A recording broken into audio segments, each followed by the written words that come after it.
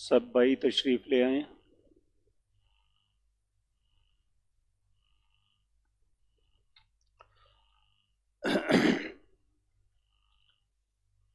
ان الحمد للہ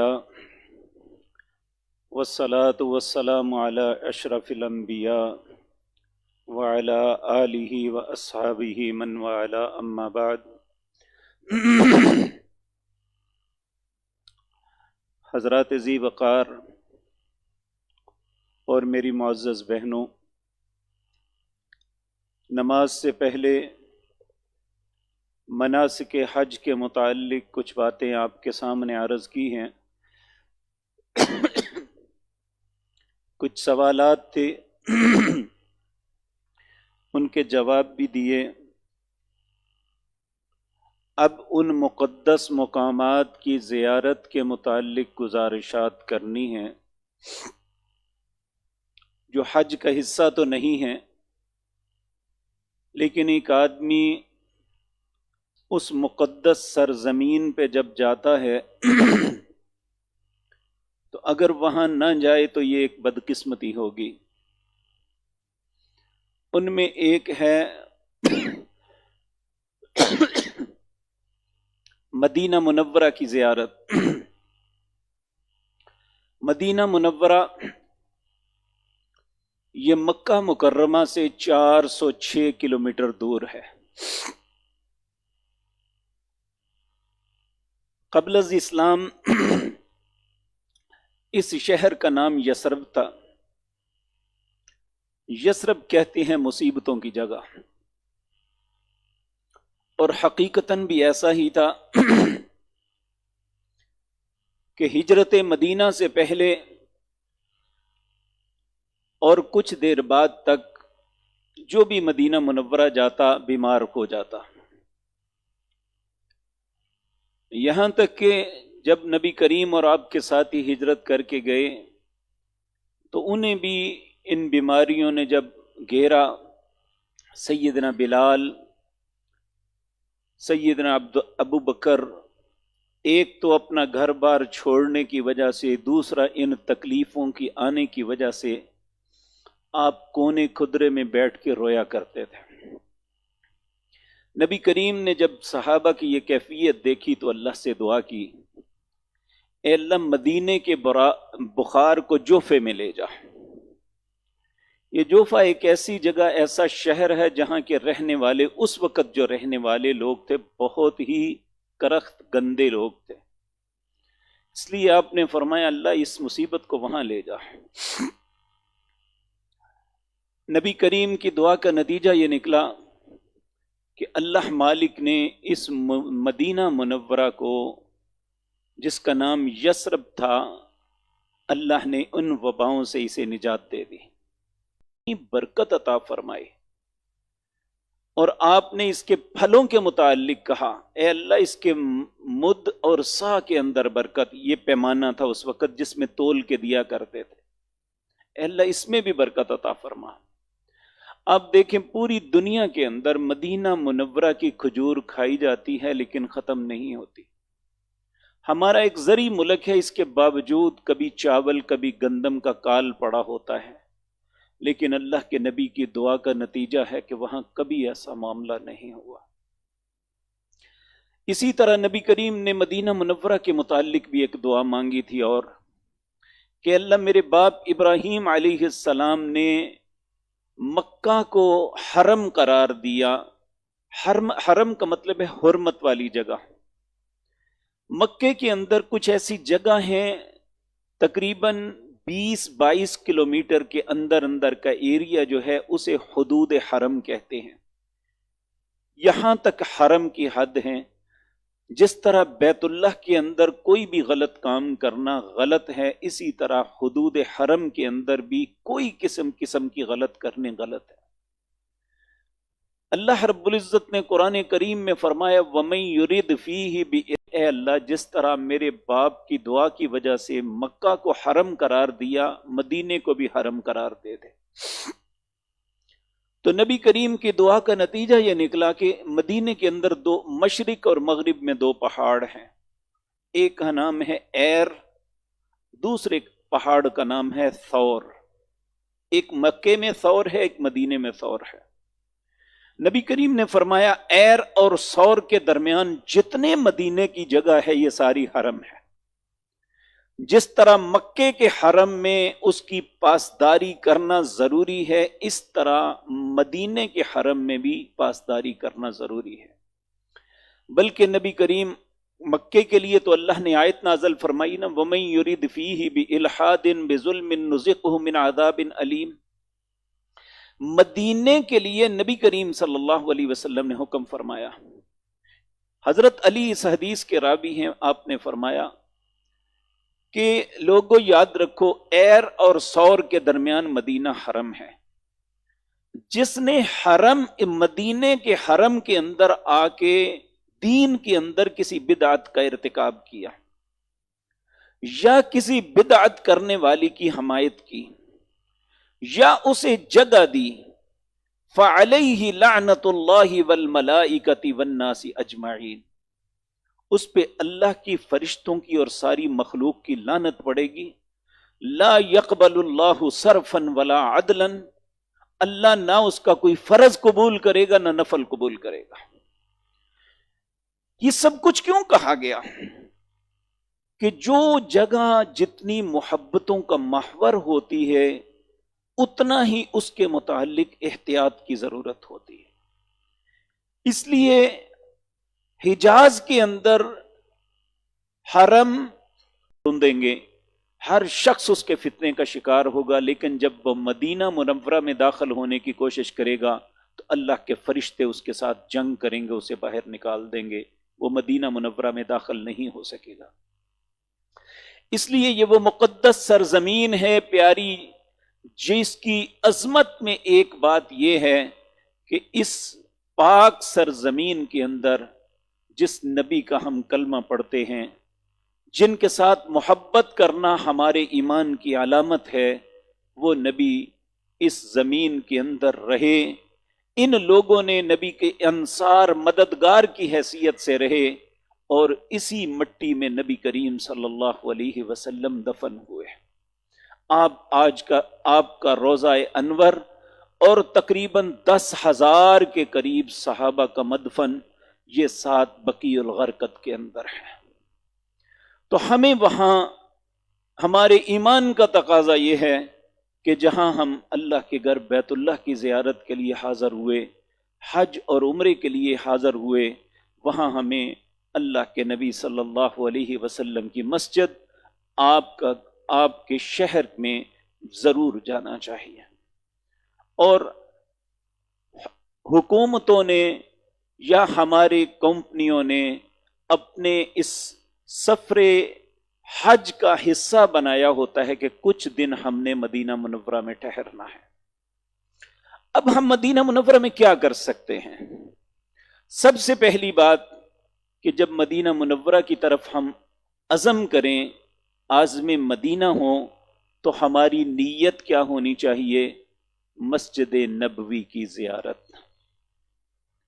یہ وہ مقدس ترین مسجد ہے جس کے متعلق رسول اللہ صلی اللہ علیہ وسلم نے فرمایا صلاۃ مسجدی ھذا، میرے اس مسجد کے اندر یعنی مسجد نبوی کے اندر نماز پڑھنا ایسا ہے، خیر بہتر ہے، الف صلاۃ 1000 نماز سے.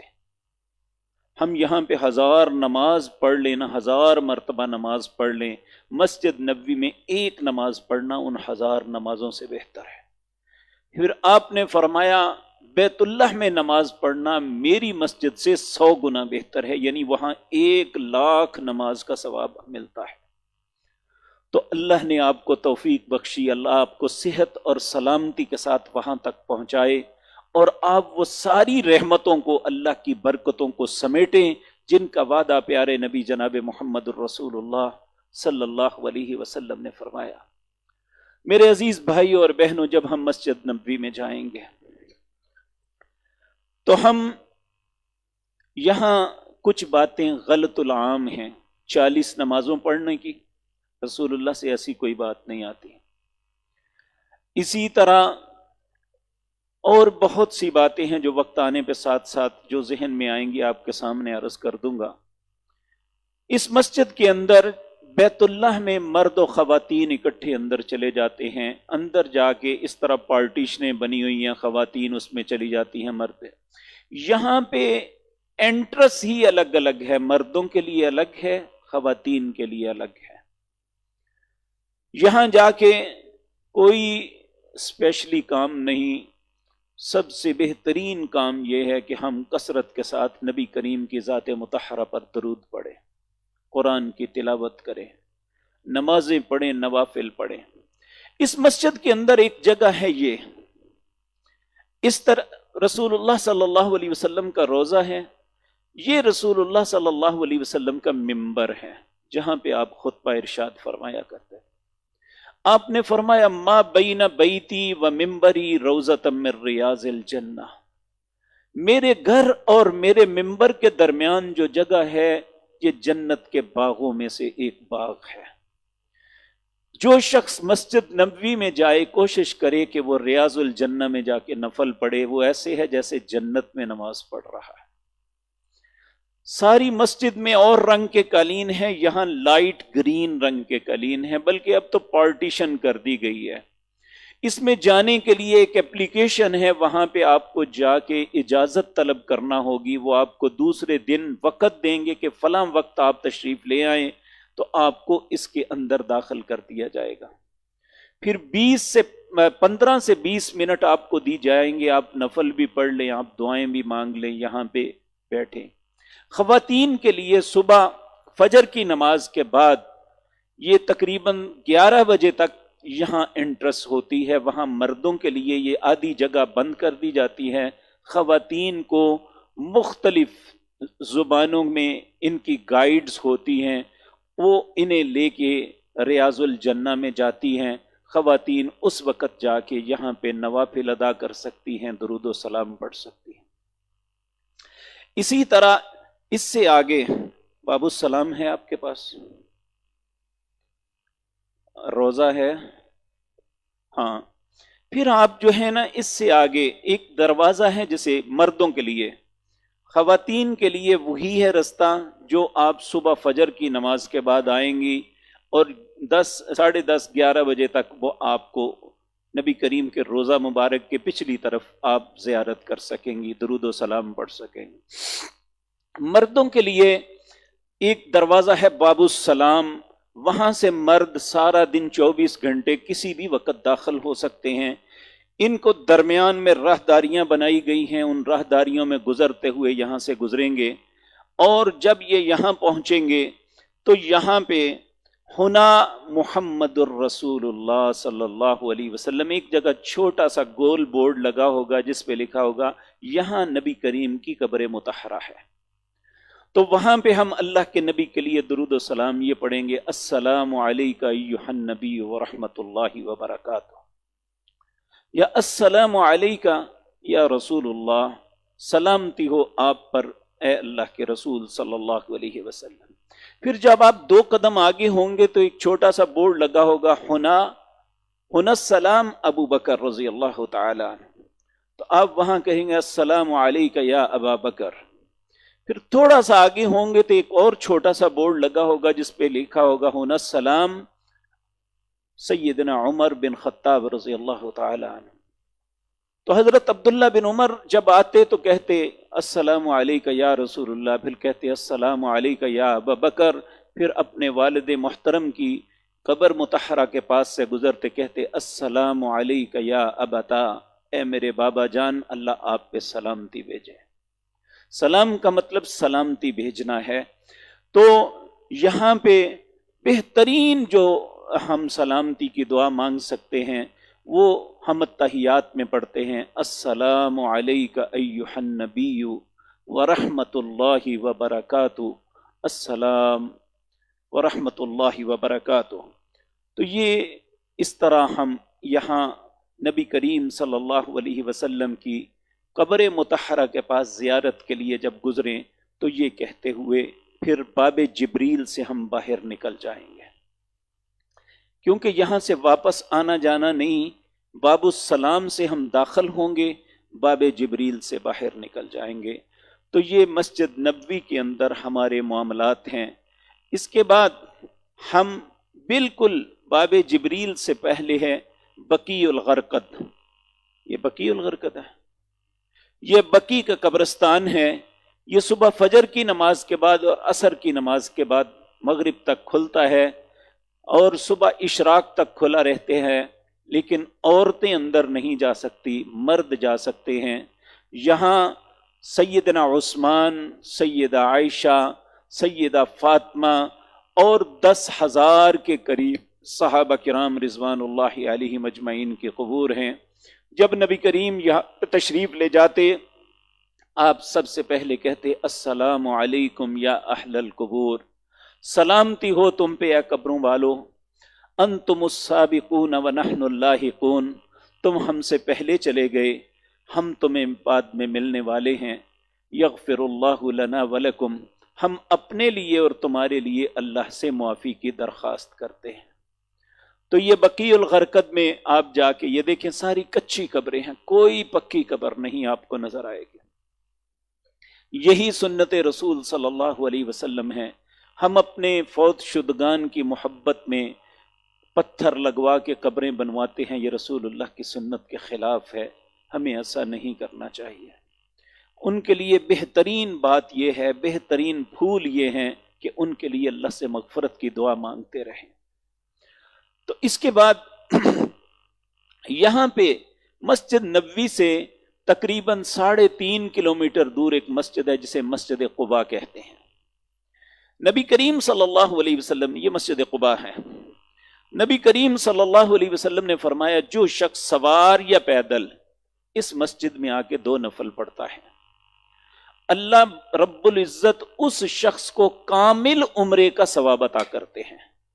تو اس لیے آپ جتنے دن مدینہ منورہ میں رہیں، روزانہ 1 مرتبہ یہاں یاد رکھیں، چاہے اگر آپ فیملی کے ساتھ ہیں تو آپ ٹیکسی لے لیں، 10 ریال میں چلی جائے گی. اگر آپ فیملی کے ساتھ نہیں ہیں تو پھر گورنمنٹ کی بسیں مسجد نبوی کے چاروں طرف سے جاتی ہیں. اگر آپ صرف یک طرفہ کرایہ دیں گے تو 3 ریال لیں گے. اگر آپ ریٹرن ٹکٹ لے لیں گے تو 5 ریال کی ہوگی، اس میں آپ جا اور واپس بھی آ سکیں گے.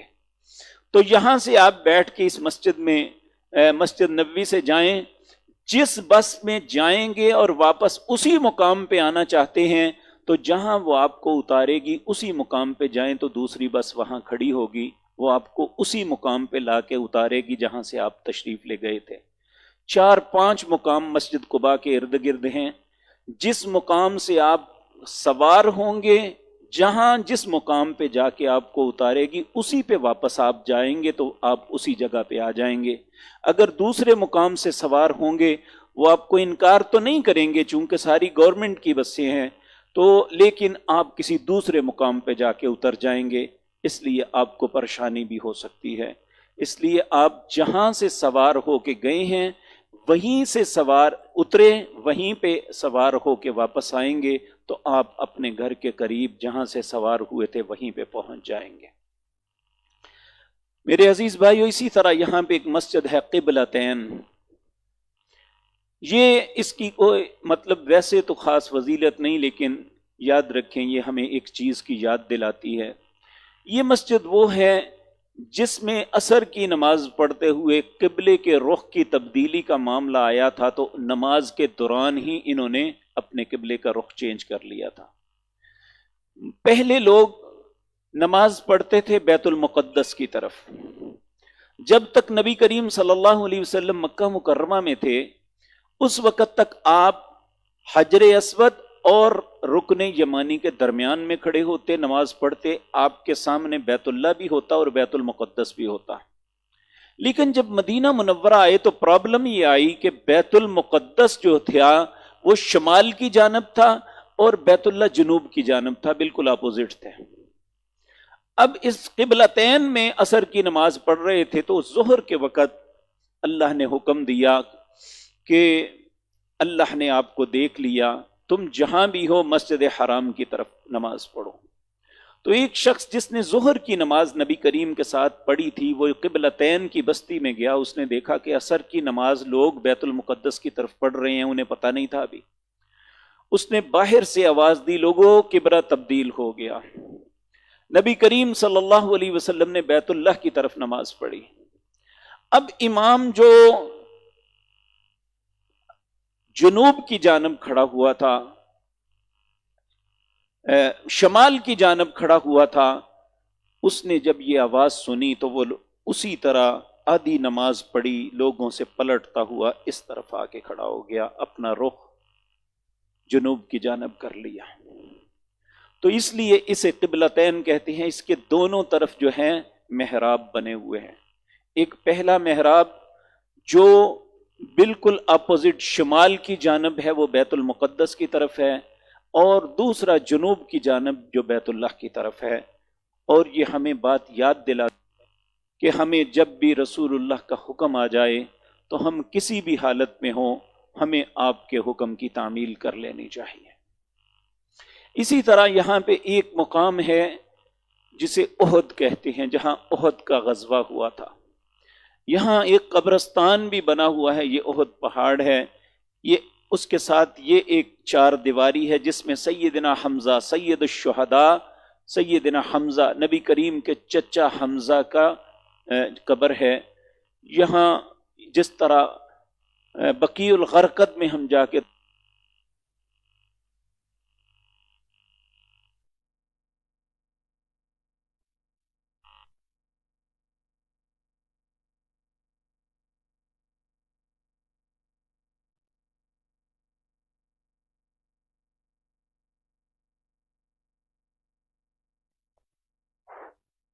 دوسرا مائک لا دے۔ ہیلو، یہاں بھی جا کے اسی طرح ہم اللہ سے دعا کر سکتے ہیں، السلام علیکم یا اہل دیار المؤمنین انتم السابقون ونحن اللاحقون یغفر اللہ لنا ولکم، اللہ تمہیں اور ہمیں معاف فرما دے۔ تو یہاں پہ وہ سارا منظر انسان کے ذہن میں آتا ہے کہ یہاں نبی کریم صلی اللہ علیہ وسلم اور صحابہ کس حالات سے دوچار ہوئے۔ اسی طرح یہاں پہ ایک مقام ہے احزاب، جہاں خندق کھودی گئی تھی جنگ احزاب کے موقع پر۔ وہاں مسجد الفتح بنائی گئی ہے۔ ایک پہلے 6 مساجد سے چھوٹی چھوٹی مسجدیں تھیں، اب ان سب کو ختم کر کے ایک بہت بڑی مسجد بنا دی گئی ہے جسے مسجد الفتح کہتے ہیں، اور یہاں کی زیارت کے لیے بھی لے کے لوگ جاتے ہیں۔